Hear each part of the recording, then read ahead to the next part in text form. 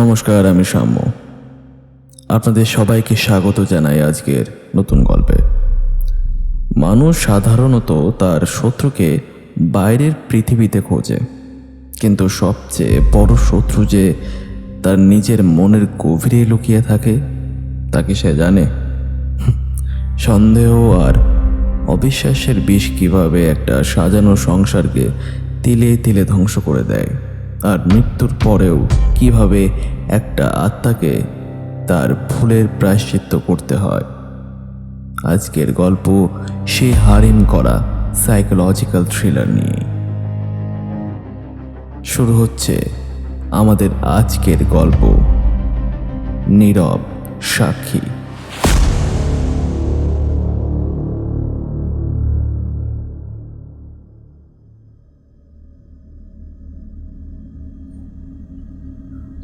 বালিগঞ্জের এই বহুতল আবাসনের 14 তলার ফ্ল্যাটটিতে একটা অদ্ভুত ভারী আবহাওয়া বিরাজ করছে। মেহগনি কাঠে তৈরি বিশাল স্টাডি রুমটার ভেতর ঘুটঘুটে অন্ধকার। শুধু জানলার কাঁচ ভেদ করে রাস্তার ল্যাম্পপোস্টের একটা হলদেটে আলো এসে পড়েছে ঘরের মাঝখানে। রোহন চ্যাটার্জি চোখ খুলল। তার শরীরটা বড্ড হালকা লাগছে, যেন কোনো ওজন নেই। মাথাটাও অদ্ভুত রকম পরিষ্কার, অথচ কয়েক ঘন্টা আগেই মাথার ভেতর একটা আস্ত আগ্নেয়গিরি ফুটছিল। রোহন মেঝে থেকে উঠে দাঁড়ানোর চেষ্টা করল, কিন্তু দাঁড়াতে গিয়ে সে নিজের পায়ের দিকে তাকিয়ে থমকে গেল। তার পা মেঝেকে স্পর্শ করছে না, শূন্যে ভাসছে। রোহন নিজের হাত দুটো চোখের সামনে তুলে ধরল, হাতগুলো যেন আধা স্বচ্ছ। সে কিছু একটা বুঝতে পেরে দ্রুত ঘরের মাঝখানে সেই হলদেটে আলোর বৃত্তটার কাছে এগিয়ে গেল। সেখানে মেঝের ওপর উপুর হয়ে পড়ে আছে একটা নিথর দেহ, পরনে সেই একই দামি সিল্কের নাইট স্যুট যেটা রোহন রাতে ঘুমোতে যাওয়ার আগে পরেছিল। দেহের মুখটা একপাশে ঘোরানো, ঠোঁটের কোণ দিয়ে সাদাটে ফেনা বেরিয়ে শুকিয়ে গেছে। চোখ দুটো অর্ধেক খোলা, দৃষ্টিহীন। দেহের ডান হাতের ঠিক পাশেই গড়িয়ে পড়ে আছে একটা ছোট কাঁচের শিশি, সাইনাইড। রোহন বুঝতে পারল সে আর বেঁচে নেই, তার মৃত্যু হয়েছে। কিন্তু মৃত্যু তো একটা সমাপ্তি হবার কথা ছিল। তাহলে সে এখনো এই ঘরের ভেতর নিজের মৃতদেহটার দিকে তাকিয়ে দাঁড়িয়েছে কেন? তার তো অন্য কোথাও চলে যাওয়ার কথা। রোহন ঘরের বন্ধ দরজার দিকে এগিয়ে গেল। দরজার হাতলটা ঘোরানোর চেষ্টা করল, কিন্তু তার হাতটা কাঠের দরজার ভেতর দিয়ে গলে বেরিয়ে গেল। সে দরজায় লাথি মারার চেষ্টা করল, কিন্তু কোনো লাভ হলো না। সে বুঝতে পারল তার আত্মা এই স্টাডি রুমের 4 দেওয়ালের মধ্যে আটকা পড়ে গেছে। রোহন মৃতদেহটার দিকে ফিরে তাকালো। তার কোনো অনুশোচনা হচ্ছে না, বরং তার ঠোঁটের কোণে একটা অদৃশ্য হাসি ফুটে উঠল। সে জয়ী হয়েছে। স্নেহা আর অয়ন ভেবেছিল তাকে পোকা বানাবে। রোহন গত 1 বছর ধরে তিলে তিলে বুঝতে পারছিল যে তার স্ত্রী আর তার সবচেয়ে কাছের বন্ধু তার পিঠে ছুরি মারার ছক কষছে। রোহনের কোম্পানি স্থাপত্য ক্রিয়েশনসের প্রচুর টাকা গত কয়েক মাসে বেহিসেবিভাবে খরচ হয়েছে। অয়ন হিসেব মেলাতে পারেনি। আর স্নেহা ইদানিং অয়নের সাথে ফিসফিস করে কথা বলতো। রোহন ঘরে ঢুকলেই তারা চুপ করে যেত। গতকাল রোহন তার ল্যাপটপে জয়েন্ট অ্যাকাউন্টের স্টেটমেন্ট চেক করে দেখছিল। সেখান থেকে প্রায় 2 কোটি টাকা উধাও। অয়ন সেই টাকা ট্রান্সফার করেছে একটা বেনামি অ্যাকাউন্টে। রোহন বুঝে গেছিল ওরা তাকে খুন করে কোম্পানির পুরো মালিকানা আর সম্পত্তি আত্মসাৎ করতে চায়। তাই সে ওদের সেই সুযোগ দেয়নি। সে নিজেই নিজের জীবনটাকে শেষ করে দিয়েছে। কিন্তু যাওয়ার আগে সে এমন একটা জাল বিছিয়ে গেছে যেখান থেকে স্নেহা আর অয়ন কোনো দিন বেরোতে পারবে না। রোহনের মৃতদেহের ঠিক বাঁ দিকে স্টাডি টেবিলের উপরে রাখা রয়েছে একটা ডায়েরি, খোলা পাতা। সেখানে রোহান নিজের হাতে লিখে রেখে গেছে তার আত্মহত্যার কারণ ওই চিঠিটাই স্নেহা আর অয়নের ফাঁসির দড়ি হবে। রোহানের আত্মা ঘরের এক কোণে গিয়ে দাঁড়ালো। এখন শুধু সকাল হওয়ার অপেক্ষা। ভোরের আলো ফুটতে শুরু করেছে। বাইরের রাস্তায় গাড়ির আওয়াজ বাড়ছে। ফ্ল্যাটের ভেতর থেকে মানুষের হাঁটা চলার শব্দ পাওয়া যাচ্ছে। রোহান দরজার দিকে তাকিয়ে রইল। বাবু, ও বাবু, আজ সকাল 10টা বাজে, চা ঠান্ডা হয়ে যাচ্ছে যে। দরজার ওপাশ থেকে সুমিতের গলা শোনা গেল। রোহান কোনো উত্তর দিতে পারল না। সুমিত কয়েকবার দরজায় টোকা দিয়ে চলে গেল। মিনিট 15 পর আবারও পায়ের শব্দ। এবার স্নেহা। রোহান, এই রোহান, তুমি কি সারা রাতে স্টাডি রুমে ঘুমিয়েছো? দরজাটা খোলো, অফিসে যাবে না আজকে? অয়ন তো সেই কখন থেকে ফোন করছে তোমার মোবাইলে। স্নেহা দরজার হাতল ধরে টানাটানি করতে লাগলো। ভেতর থেকে লক করা। রোহান নীরব দর্শকের মতো তার স্ত্রীর উৎকণ্ঠা দেখতে লাগলো। সুমিত, এই সুমিত, একবার এদিকে আয় তো। বাবুর ঘরের দরজাটা ভিতর থেকে বন্ধ, কোনো সারা শব্দ পাচ্ছি না। তুই বরং ড্রয়ার থেকে স্পেয়ার চাবিটা নিয়ে আয় তো। আমার কেমন একটা ভয় করছে রে। কিছুক্ষণ পর চাবি ঘোরানোর শব্দ হলো। ড্রয়িং রুমের দরজাটা ক্যাচ করে খুলে গেল।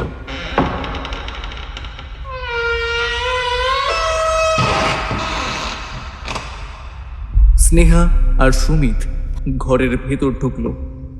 ঘরের জানলার পর্দাগুলো টানা থাকায় ভেতরটা বেশ অন্ধকার। স্নেহা সুইচ বোর্ডে হাত দিয়ে আলোটা জ্বেলে দিল।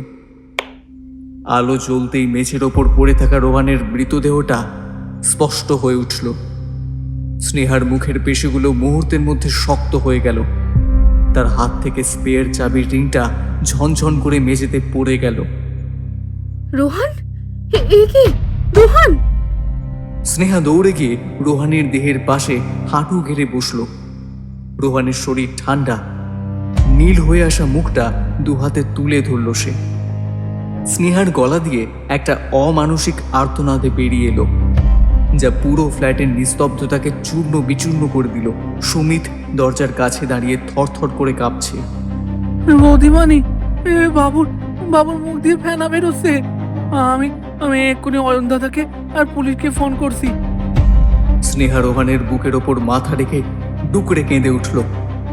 রোহানের আত্মা ঘরের কোণ থেকে সবটা দেখছে। সে ভাবছে স্নেহা কত ভালো অভিনয় করতে পারে। তার এই কান্নার পেছনে লুকিয়ে আছে অসীম উল্লাস। সেটা রোহান খুব ভালো করেই জানে। প্রায় আধ ঘন্টার মধ্যেই ফ্ল্যাটের ড্রয়িং রুমে মানুষের ভিড় জমে গেল। অয়ন সেনগুপ্ত ছুটে এসেছে। তার চোখ মুখ বিধ্বস্ত। অয়ন স্টাডি রুমের দরজার কাছে আসতেই স্নেহা তাকে জড়িয়ে ধরে কান্নায় ভেঙে পড়ল।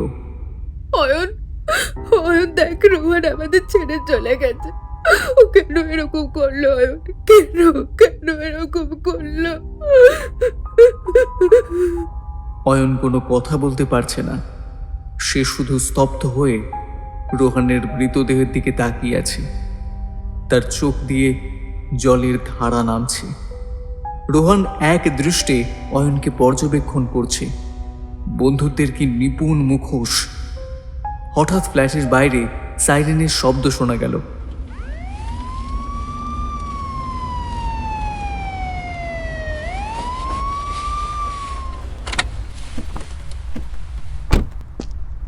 কলকাতা পুলিশের হোমসাইট টিমের গাড়ি এসে পৌঁছেছে। ঘরের ভেতর ঢুকলেন ইন্সপেক্টর বর্মন। দীর্ঘদেহী মানুষ, চোখে মুখে একটা রুক্ষ কাঠিন্য। তার সাথে একজন সাব ইন্সপেক্টর আর ফরেন্সিক টিমের দুজন লোক। কেউ বডি টাচ করবেন না। আপনারা সবাই ড্রয়িং রুমে গিয়ে বসুন। ঘরটা আমরা সিল করব। ইন্সপেক্টর বর্মন খুব সাবধানে ঘরের ভেতরটা পর্যবেক্ষণ করতে শুরু করলেন। তিনি মৃতদেহের পাশে পড়ে থাকা শিশিটা দেখলেন। জানলার ছিটকিনি চেক করলেন। তারপর তার নজর গেল স্টাডি টেবিলের উপর রাখা খোলা ডায়েরিটার দিকে। সুব্রত, ওই ডায়েরিটা প্লাস্টিকে প্যাক করো। মনে হচ্ছে ওটা সুইসাইড নোট। রোহানের আত্মা একটা পৈশাচিক আনন্দে মেতে উঠল। বর্মন সুইসাইড নোটটা হাতে তুলে নিয়েছে। তিনি পড়তে শুরু করলেন। রোহান জানে সেখানে কি লেখা আছে।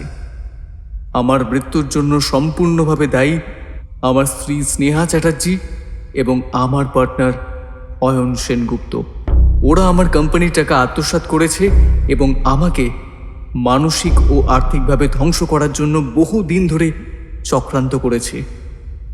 ওদের চরম বিশ্বাসঘাতকতার আঘাত আমি সহ্য করতে পারছি না, তাই স্বেচ্ছায় নিজের জীবন শেষ করলাম।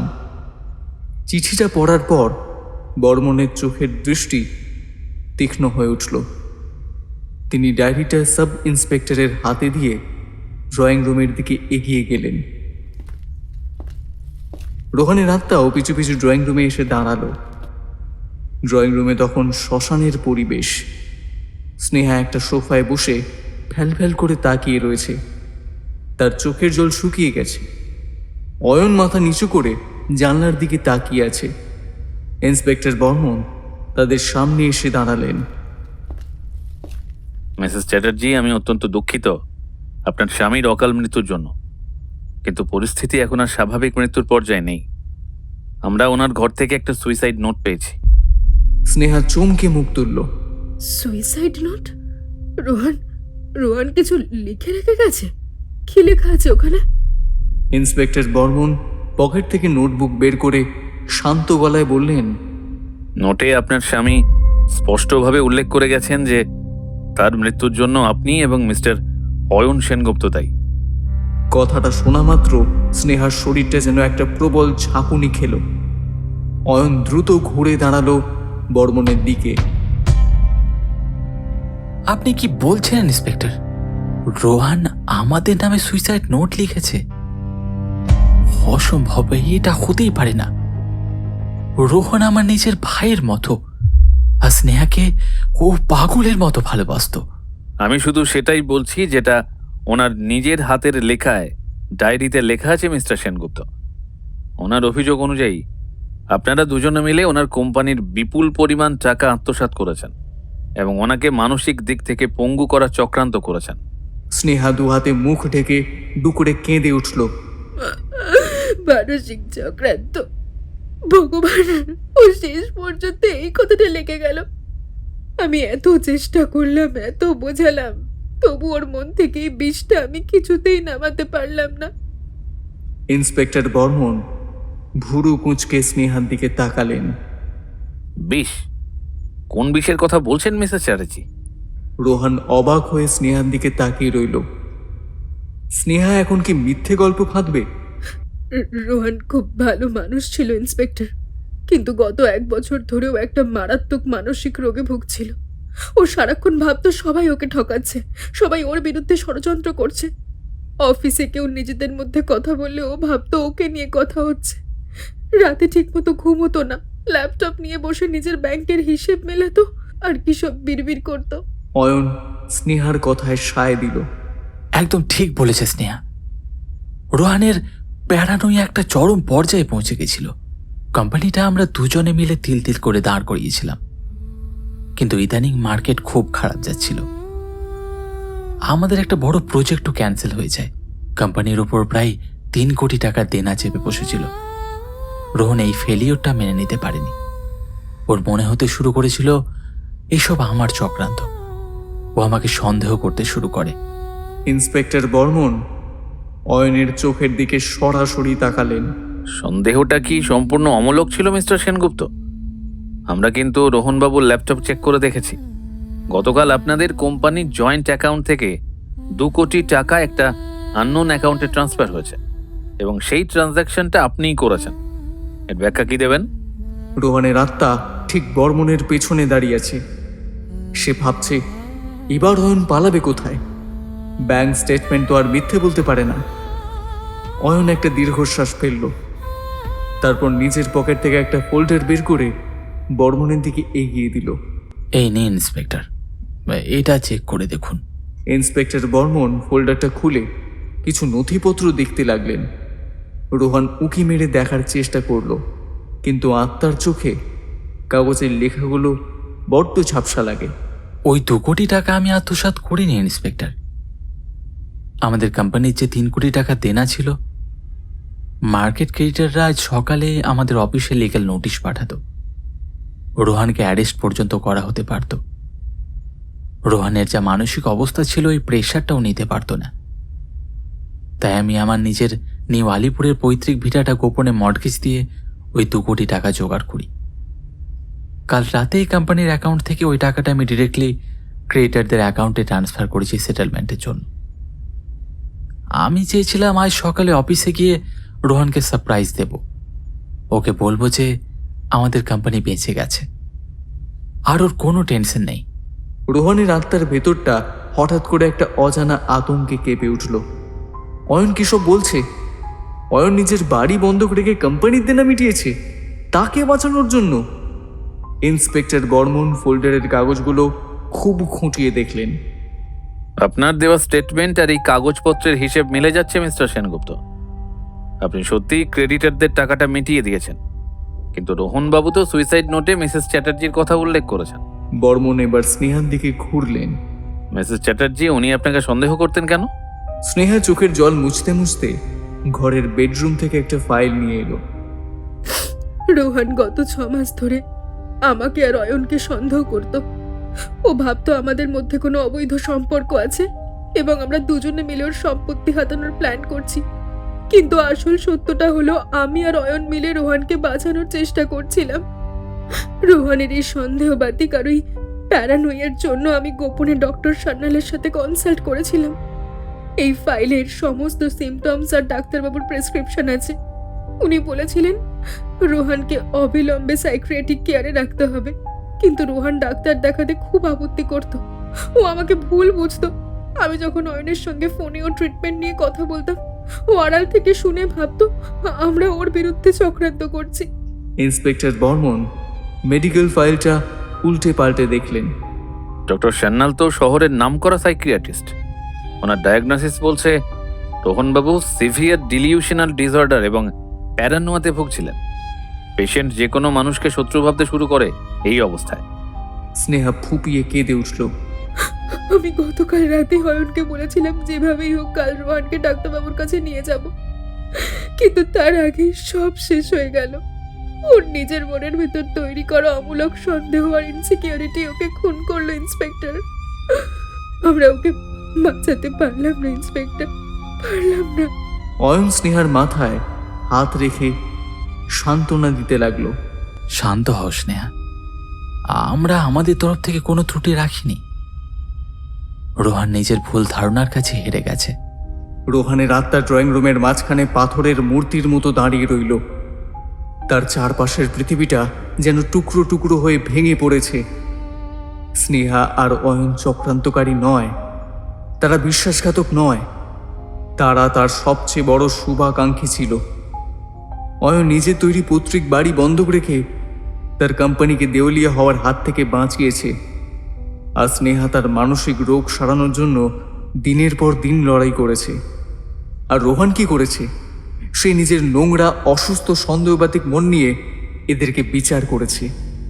সে একটা সুন্দর জীবন, একটা সাজানো সংসার, আর সবচেয়ে বড় কথা, দুটো নিষ্পাপ মানুষের ভালোবাসা নিজের হাতে ধ্বংস করে দিয়েছে।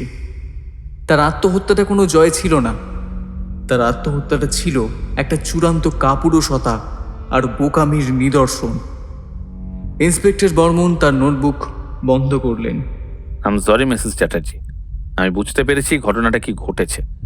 এটা ক্লিয়ার কাট সুইসাইডের কেস, যেটা সম্পূর্ণভাবে মানসিক অবসাদ আর ডিলিউশন থেকে করা হয়েছে। আমি কেসটা সেইভাবেই রেকর্ড করছি। আপনাদের আর কোনো হয়রানি হতে হবে না। আমরা বডিটা পোস্টমর্টমের জন্য পাঠাচ্ছি। পুলিশের লোকেরা স্টাডি রুম থেকে রোহানের মৃতদেহটা একটা বডি ব্যাগে ভরে নিয়ে বাইরে এলো। সুমিত আর অয়ন মৃতদেহের পেছনে পেছনে ফ্ল্যাটের দরজার বাইরে বেরিয়ে গেল। স্নেহা সোফায় বসে একা একা কাঁদতে লাগলো। রোহানের আত্মা মৃতদেহর পিছু পিছু ফ্ল্যাটের দরজার দিকে এগিয়ে গেল। সেই জায়গা থেকে পালাতে চায়। এই চরম সত্যিটা জানার পর তার নিজের অস্তিত্বের প্রতি ঘৃণা জন্ম নিচ্ছে। সে চায় তার আত্মা এখনই অন্য কোনো জগতে চলে যাক। কিন্তু রোহান ফ্ল্যাটের মূল দরজার কাছে পৌঁছাতেই একটা অদৃশ্য শক্তি তাকে সজোরে ধাক্কা দিয়ে পেছনের দিকে ছুঁড়ে ফেলল। সে ছিটকে এসে পড়ল সেই অন্ধকার স্টাডি রুমের মেঝের ঠিক মাঝখানে, যেখানে তার মৃতদেহটা পড়েছিল। রোহন আবার ওঠার চেষ্টা করলো। সে দরজার দিকে দৌড়ে গেল, কিন্তু প্রতিবারই সেই অদৃশ্য দেওয়াল তাকে স্টাডি রুমের ভেতরেই আটকে রাখল। সে বুঝতে পারল তার আত্মা এই 4 দেওয়ালের বাইরে যেতে পারবে না। বাইরে থেকে পুলিশ আর অয়নের গলার আওয়াজ ধীরে ধীরে মিলিয়ে গেল। স্নেহার কান্নার শব্দও আর শোনা যাচ্ছে না। রোহন স্টাডি রুমের মাঝখানে দাঁড়িয়ে বুঝতে পারল তার আসল শাস্তি সবে শুরু হতে চলেছে।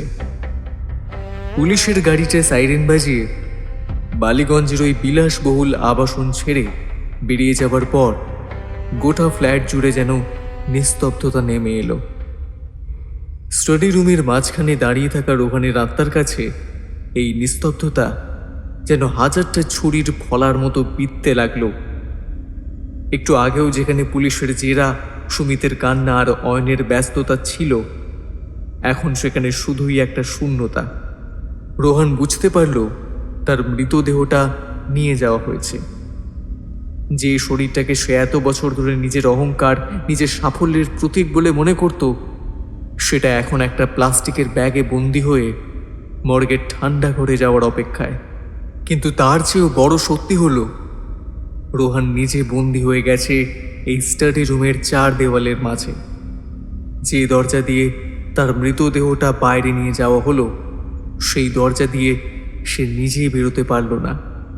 এক অদৃশ্য দুর্ভেদ্য কাঁচের দেওয়াল যেন তাকে আষ্টে পৃষ্ঠে আটকে রেখেছে এই অপরাধের আঁতুড় ঘরে।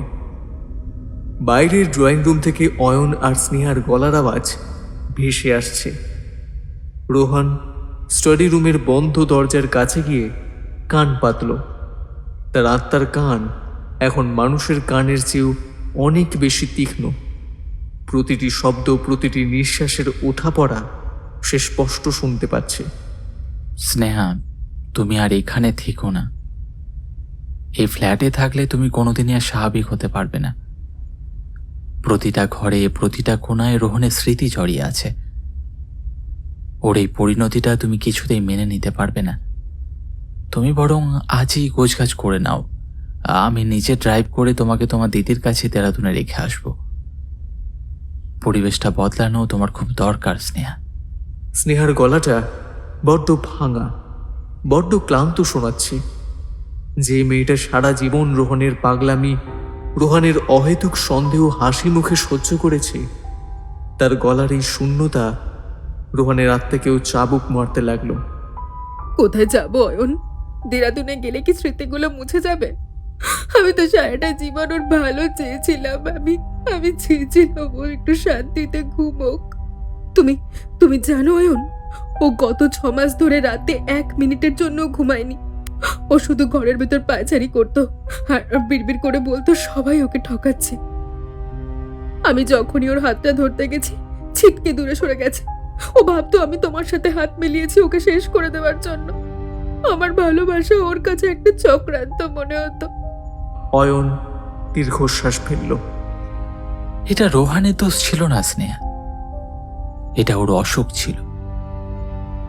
ডক্টর সান্যাল তো পরিষ্কার বলেছিলেন যে এটা সিভিয়ার ডিলিউশনাল ডিসঅর্ডার। ওর মনের ভেতর তৈরি হওয়া একটা কাল্পনিক পৃথিবী ওকে গ্রাস করে ফেলেছিল। আমি শুধু ভেবেছিলাম আজকের দিনটা পেরোলেই সব ঠিক হয়ে যাবে। আমি যখন ওকে কোম্পানির নতুন প্রজেক্টের কাজগুলো দেখাতাম, যখন ও দেখতো ওর মাথার উপর কোনো দেনা নেই, তখন হয়তো ও বুঝতো আমরা ওকে কতটা ভালোবাসি। কিন্তু ও আমাদের সেই সুযোগটাই দিল না। ও আমাদের বিশ্বাসই করল না।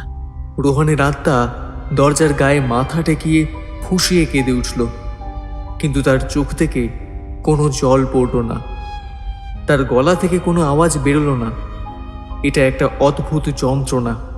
সে চিৎকার করে বলতে চাইল, কিন্তু তার সেই হাহাকার স্টাডি রুমের দেওয়াল পার হয়ে ড্রয়িং রুম পর্যন্ত পৌঁছালো না। সেদিন বিকেলের দিকে স্নেহা তার ব্যাগপত্র গোছাতে শুরু করলো। রোহান জানলার কাঁচ দিয়ে দেখল বাইরের আকাশটা বেশ মেঘলা হয়ে এসেছে। এক সময় যে মেঘলা আকাশ দেখে সে কফির মগ হাতে স্নেহার সাথে ব্যালকনিতে বসে গল্প করত, আজ সেই আকাশটাই যেন তাকে উপহাস করছে। কিছুক্ষণ পর স্টাডি রুমের দরজাটা ধীরে ধীরে খুলে গেল। স্নেহা ঘরে ঢুকলো। ওর চোখ দুটো জবা ফুলের মতো লাল, ফুলে গেছে। হাতে রোহানের একটা পুরনো শার্ট। রোহান স্নেহার ঠিক সামনে গিয়ে দাঁড়ালো। সে হাত বাড়িয়ে স্নেহার গালটা ছুঁতে চাইল, কিন্তু তার আধা স্বচ্ছ হাতটা স্নেহার শরীরের ভেতর দিয়ে গলে বেরিয়ে গেল। স্নেহা কিছুই অনুভব করতে পারল না। সে ধীরে ধীরে এগিয়ে গেল রোহানের স্টাডি টেবিলের দিকে। সেখানে রাখা রোহানের ল্যাপটপ, ওর চশমা, ওর কিছু আর্কিটেকচারাল নকশা। সে হাত দিয়ে ছুঁয়ে দেখলো সবকিছু। কেন করলে এরকম রোহান? আমাকে একবার বিশ্বাস করতে পারলে না? আমি যে তোমাকে ছাড়া কখনো কিচ্ছু চাইনি। তোমার এই টাকা, তোমার কোম্পানি, তোমার সম্পত্তির কোনো দাম আছে তোমার জীবনের চেয়ে? তুমি তো নিজেই শেষ হয়ে গেলে, আর আমাকে জ্যান্ত মেরে রেখে গেলে অয়ন।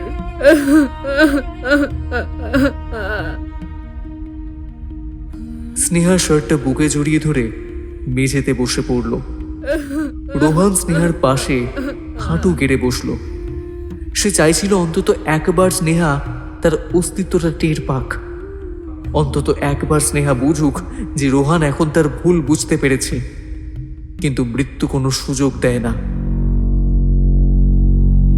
মৃত্যু হলো একটা পূর্ণচ্ছেদ, যার পরে আর কোনো সংশোধনের জায়গা থাকে না। অয়ন ঘরে এসে ঢুকলো। স্নেহা, স্নেহা চলো, গাড়ি নিচে অপেক্ষা করছে। সুমিতকে আমি বলে দিয়েছি ও ফ্ল্যাটের সব দরজা জানালা বন্ধ করে চাবিটা আমার কাছে দিয়ে যাবে। তুমি আর ভেবো না, চলো। স্নেহা ভারী পায়ে উঠে দাঁড়ালো।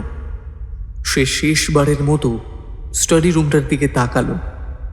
রোহান প্রাণপণে চিৎকার করতে লাগলো। স্নেহা দরজার বাইরে বেরিয়ে গেল। অয়ন স্টাডি রুমের দরজাটা টেনে দিল। বাইরে থেকে চাবি ঘোরানোর মতো একটা খট করে আওয়াজ হলো। সেই আওয়াজটা রোহানের আত্মার ভেতর একটা পারমাণবিক বোমার মতো ফাটল। সে বুঝতে পারল এই দরজার কোনোদিনও তার জন্য খুলবে না।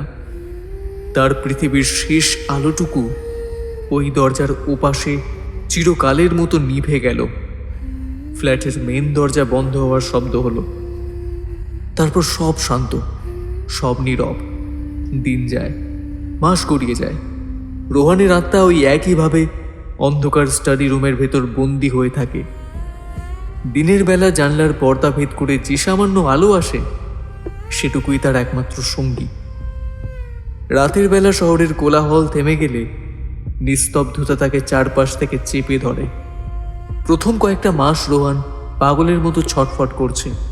সে দেওয়ালও ভেদ করে বেরোনোর চেষ্টা করেছে, এমনকি জানলার কাঁচ ভেঙে ফেলার চেষ্টাও করেছে, কিন্তু তার কোনো শারীরিক অস্তিত্ব নেই। তাই তার কোনো চেষ্টাই সফল হয়নি। সে এক অত্যন্ত অস্পৃশ্যতার শিকার। ধীরে ধীরে ঘরের ভেতরে পরিবর্তনের ছাপ পড়তে শুরু করলো। দামি মেহগনি কাঠের আসবাবপত্রের ওপর ধুলোর পুরু আস্তরণ জমতে লাগলো। ঘরের কোনায় কোনায় মাকড়সা জাল বুনতে শুরু করলো। রোহান বসে বসে দেখত কিভাবে একটা মাকড়সা তার জাল বুনে, ঠিক যেভাবে রোহান নিজের মনের ভেতরের সন্দেহের জাল বুনেছিল। মাকড়সা জালে যেমন ছোট ছোট পোকা আটকে গিয়ে ছটফট করে মরে, রোহানও ঠিক তেমনই নিজের তৈরি করা ইনসিকিউরিটির জালে আটকে গিয়ে নিজেকে তিলে তিলে শেষ করেছে। সময় এখানে যেন থমকে দাঁড়িয়েছে। রোহানের মনে পড়তে লাগলো তার সেই অতীতের দিনগুলোর কথা। অয়নের সাথে তার ইঞ্জিনিয়ারিং কলেজের দিনগুলো, কিভাবে দুজন মিলে রাত জেগে প্রজেক্ট বানাতো, কিভাবে শূন্য পকেট নিয়ে দুজনে কলকাতার রাস্তায় ঘুরে ঘুরে ক্লায়েন্ট জোগাড় করত।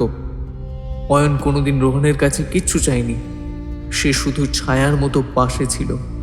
আর রোহান একটু সাফল্য, একটু টাকা আসতেই তার মনে সন্দেহের টানা বাঁধতে শুরু করলো। সে ভাবতে শুরু করলো অয়ন হয়তো তাকে ঠকিয়ে বড় হতে চাইছে। আর স্নেহা, যে মেয়েটা নিজের সাজানো কেরিয়ার ছেড়ে রোহানের সাথে সংসার বেঁধেছিল, তাকে রোহান কি দিয়েছে? শুধু অহেতুক সন্দেহ, অপমান আর মানসিক নির্যাতন। রোহান জানলার কাছে গিয়ে দাঁড়ালো। বাইরে বৃষ্টি পড়ছে। তার মনে পড়ে গেল সেই রাতের কথা, যেদিন বৃষ্টিতে ভিজে স্নেহা বাড়ি ফিরেছিল, আর রোহান তাকে অকথ্য ভাষায় অপমান করেছিল এই বলে যে সে নিশ্চয়ই অয়নের সাথে সময় কাটাচ্ছিল। স্নেহা সেদিন কোনো প্রতিবাদ করেনি, শুধু নীরবে চোখের জল ফেলেছিল। আজ রোহান বুঝতে পারছে সেই চোখের জলগুলো আসলে স্নেহার ভালোবাসার শেষ বিন্দুগুলো ছিল, যেগুলো রোহান নিজের হাতে শুকিয়ে দিয়েছিল। বছর ঘুরে গেল, ফ্ল্যাটে কেউ এলো না। অয়ন হয়তো ফ্ল্যাটটা বিক্রি করার চেষ্টাও করেন, অথবা এই ফ্ল্যাটে একজন মানুষের আত্মহত্যার খবর পেয়ে কেউ এটা নিতে চায়নি।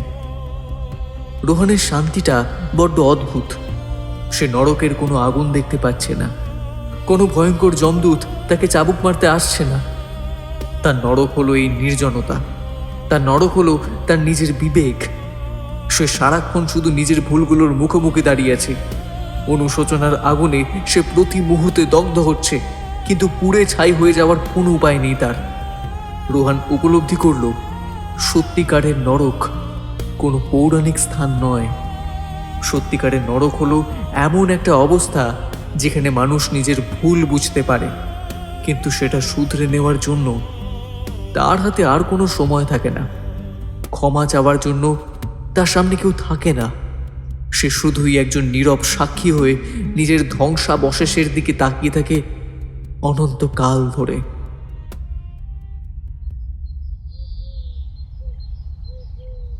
প্রায় 5 বছর কেটে গেছে। রোহনের আত্মার কাছে এখন সময় বলে কিছুই নেই।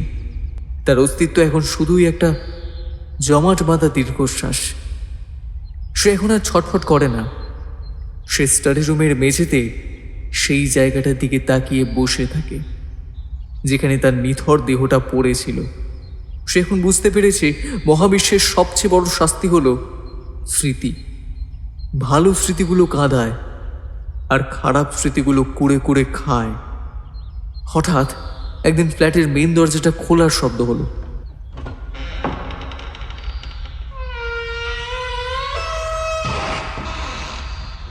পাঁচ বছর পর রোহন চমকে উঠল। মানুষের গলার আওয়াজ। সে দ্রুত দরজার কাছে গিয়ে দাঁড়ালো। অচেনা গলা। বাহ, ফ্ল্যাটটা তো বেশ বড় রিয়া। আর বালিগঞ্জের মতো জায়গায় এত কম দামে এই সাইজের ফ্ল্যাট পাওয়াটা জাস্ট আনবিলিভেবল। হ্যাঁ গো, তবে ব্রোকার বলছিল না ফ্ল্যাটটার একটা হিস্ট্রি আছে। আগের ওনার নাকি সুইসাইড করেছিল। আমার তো কেমন যেন ভয় ভয় করছে। আরে দূর, ওসব সুইসাইড টুইসাইড কিছু হয় না, মানুষের মনের ভুল। তাছাড়া ওই ভদ্রলোক তো মানসিক অবসাদে মারা গেছেন, তার জন্য ফ্ল্যাটের কি দোষ? আমরা কাল থেকেই ইন্টেরিয়ারের লোক লাগিয়ে দেব, ফ্ল্যাটটা পুরো নতুন করে সাজাব। রোহান বুঝতে পারল এরা নতুন মালিক। ফ্ল্যাটটা বিক্রি হয়ে গেছে। কিছুক্ষণ পর স্টাডি রুমের দরজার কাছে পায়ের শব্দ শোনা গেল। এই ঘরটা বোধহয় স্টাডি রুম ছিল, তালা মারা আছে। দাঁড়াও, চাবিটা ব্রোকার আমাকে দিয়েছিল। চাবি ঘোরানোর শব্দ হলো। জং ধরা তালাটা খুলতে একটু সময় লাগলো। তারপর ক্যাচ করে শব্দ করে দরজাটা খুলল। 5 বছর পর বাইরের আলো আর হাওয়া স্টাডি রুমের ভেতরে প্রবেশ করলো। ধুলোর আস্তরণ আর স্যাঁতস্যাঁতে গন্ধটা অনির্বাণের নাকে লাগতেই সে একটু পিছিয়ে গেল। বাবা, কি গন্ধ! কত বছর যে ঘরটা বন্ধ পড়ে আছে কে জানে। অনির্বাণ জানলার দিকে এগিয়ে গিয়ে পর্দাগুলো এক টানে সরিয়ে দিল। দুপুরের কড়া রোদ এসে পড়ল মেঝের ওপর। রোহন জানলার ঠিক পাশেই দাঁড়িয়ে আছে। সে প্রাণ ভরে রোদটাকে অনুভব করার চেষ্টা করল, কিন্তু রোদ তার শরীর ভেদ করে মেঝেতে পড়ে গেল। রিয়া ঘরের চারপাশটা ঘুরে দেখল। জানো অনির্বাণ, এই ঘরটা না ভীষণ খোলামেলা। জানলা দিয়ে দূরের ওই লেকটাও দেখা যাচ্ছে। আমি ভাবছি এই ঘরটাকে আমরা আমাদের বাপির জন্য নার্সারি বানাবো। অনির্বাণ হেসে রিয়ার কাঁধে হাত রাখল। একদম ঠিক বলেছ। দেয়ালগুলো আমরা হালকা নীল রং করব। প্রচুর খেলনা থাকবে, আর ওই কোনায় বাপির ছোট খাটটা থাকবে। আমাদের ছেলে এই ঘরেই বড় হবে। রোহান অবাক হয়ে ওদের দিকে তাকিয়ে রইল। এদের একটা ছোট্ট বাচ্চাও আছে। তার মানে এই ঘরটা, যে ঘরে রোহান নিজের জীবনের সবচেয়ে ঘৃণ্য কাজটা করেছিল, যে ঘরে সে 5 বছর ধরে নিজের পাপের শাস্তি ভোগ করছে, সেই ঘরটা এবার একটা শিশুর ঘর হতে চলেছে। অনির্বাণ আর রিয়া একে অপরের দিকে তাকিয়ে হাসল। ওদের চোখে মুখে একটা অদ্ভুত তৃপ্তি, একটা নিটোল বিশ্বাস। ঠিক যে বিশ্বাসটা রোহান আর স্নেহার মধ্যে ছিল প্রথম দিনগুলোতে। রোহান দেখতে পেল রিয়া অনির্বাণের শার্টের কলারটা ঠিক করে দিচ্ছে, আর অনির্বাণ ওর কপালে একটা চুমু খাচ্ছে। ওদের মধ্যে কোনো সন্দেহ নেই, কোনো ইনসিকিউরিটি নেই। রোহানের মনে হলো কেউ যেন তার বুকে একটা বিশাল পাথর চেপে ধরেছে। সে ভেবেছিল নতুন মানুষ এলে হয়তো তার এই আত্মা এই ঘর থেকে মুক্তি পাবে, হয়তো ফ্ল্যাটের হাত বদলের সাথে সাথে তার শাস্তির মেয়াদও শেষ হয়ে যাবে। কিন্তু সে ভুল ছিল। তার আসল শাস্তি তো সবে শুরু হতে চলেছে। কয়েক সপ্তাহের মধ্যে স্টাডি রুমের চেহারা সম্পূর্ণ পাল্টে গেল। মেহগনি কাঠের টেবিল, বইয়ের তাক সব সরিয়ে ফেলা হলো। দেওয়ালের রং হলো হালকা নীল, মেঝেতে পাতা হলো নরম কার্পেট, আর ঘরের ঠিক মাঝখানে বসলো একটা সুন্দর ছোট খাট। একদিন সকালে রিয়া একটা ফুটফুটে 1 বছরের বাচ্চাকে কোলে নিয়ে ঘরে ঢুকলো। অনির্বাণ পেছন পেছন এলো। দেখো বাপি, এটা তোমার নতুন ঘর, পছন্দ হয়েছে? বাচ্চাটা খিলখিল করে হেসে উঠল। রোহান ঘরের এক কোণায় গুটিসুটি মেরে বসে আছে। সে মন্ত্রমুগ্ধের মতো বাচ্চাটার দিকে তাকিয়ে রইল। কত নিষ্পাপ, কত পবিত্র একটা প্রাণ। দিনগুলো কাটতে লাগলো। রোহান এখন আর একা নেই। সে সারাদিন ধরে দেখে কিভাবে অনির্বাণ আর রিয়া তাদের সন্তানকে বড় করছে। সে দেখে কিভাবে রিয়া রাত জেগে বাচ্চার জ্বর হলে মাথায় জলপট্টি দেয়। সে দেখে কিভাবে অনির্বাণ অফিস থেকে ফিরে ক্লান্ত শরীর নিয়ে বাচ্চাটার সাথে ঘোড়া খেলে। সে দেখে ওদের নিখাদ ভালোবাসা, ওদের একে অপরের প্রতি অগাধ বিশ্বাস। আর এটাই হলো রোহানের সবচেয়ে বড় নরক যন্ত্রণা। সে সারা জীবন ধরে যে সুখ, যে শান্তি, যে ভালোবাসা খুঁজছিল, সেটা তার হাতের মুঠোতেই ছিল। স্নেহা তাকে ঠিক এমন ভাবেই ভালোবাসত, কিন্তু সে নিজের সন্দেহের বশীভূত হয়ে সবটা ধ্বংস করে দিয়েছে, সবটা। আজ তাকে চোখের সামনে দেখতে হচ্ছে একটা অন্য পরিবারের সুখ, একটা অন্য সংসারের পূর্ণতা। সে চাইলেও এই সুখের অংশীদার হতে পারছে না। সে চাইলেও এই বাচ্চাটার মাথায় হাত বুলিয়ে দিতে পারছে না। সে শুধু হয়ে রয়েছে একটা নীরব দর্শক, একজন অদৃশ্য অস্পৃশ্য আত্মা হয়ে দাঁড়িয়ে দাঁড়িয়ে দেখছে সবকিছু। প্রতিদিন প্রতি মুহূর্তে অনির্বাণ আর রিয়ার হাসি, ওদের আনন্দ, ওদের বিশ্বাস রোহনের আত্মাকে মনে করিয়ে দিচ্ছে যে সে কি হারিয়েছে। সে বুঝতে পারে তার এই বন্দি দশা কোনোদিনও শেষ হবে না। স্নেহা আর অয়ন আজ কোথায় আছে সে জানে না। হয়তো তারা নিজেদের মতন একটা নতুন জীবন গুছিয়ে নিয়েছে, কিন্তু রোহান আটকে রয়েছে চিরকালের জন্য এই 4 দেওয়ালের মাঝে, এই নীল রঙের সুন্দর নার্সারি ঘরে, যেখানে সারা দিন একটা শিশুর হাসির শব্দ প্রতিধ্বনিত হয়। সেখানেই বাস করে একটা অভিশপ্ত অনুতপ্ত আত্মা। তার কোনো মুক্তি নেই, তার কোনো শেষ নেই। সে শুধু তাকিয়ে থাকে আর নিজের ভেতরে তৈরি করা সন্দেহের বিষে অনন্তকাল ধরে নীল হতে থাকে। মানুষের সবচেয়ে বড় বিচারক কোনো আদালত নয়, ঈশ্বরও নন। মানুষের সবচেয়ে বড় বিচারক হলো তার নিজের বিবেক। আর সেই বিবেকের আদালতে রোহন চ্যাটার্জি আজীবন যাবজ্জীবন কারাদণ্ডে দণ্ডিত এক নীরব সাক্ষী।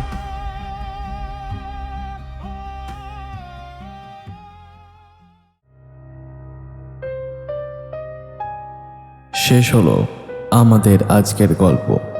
গল্পের বিভিন্ন ভূমিকায় সুমিত, অতনু, স্নেহা, বর্ণালী, ইন্সপেক্টর বর্মন, অতনু, অয়ন, অমিত, অনির্বাণ, অর্পণ, রিয়া, রূপা, সূত্রধার এবং গল্পের সাউন্ড ডিজাইনে আমি সাম্য।